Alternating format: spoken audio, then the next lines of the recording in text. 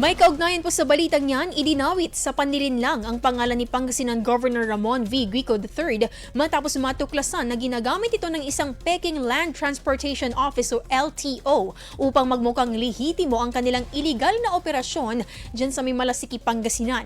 Base sa investigasyon, natuklasan na nagpapanggap umano itong lehitimong LTO District Office at isinangkot ang pangalan ng gobernador upang makakuha ng tiwala ng mga kliyente. Mariin namang itinanggi ng gobernador ang ugnayan sa nasabing aktibidad at wala umanong katotohanan ang pag-uugnay sa kanyang pangalan. Natukoy rin ang iligal na paniningil at pamimeki ng dokumento na nagdulot ng invalid records at financial damages sa mga biktima.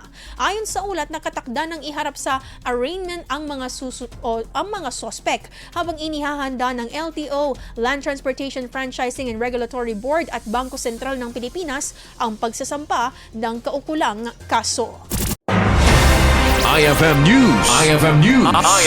IFM News.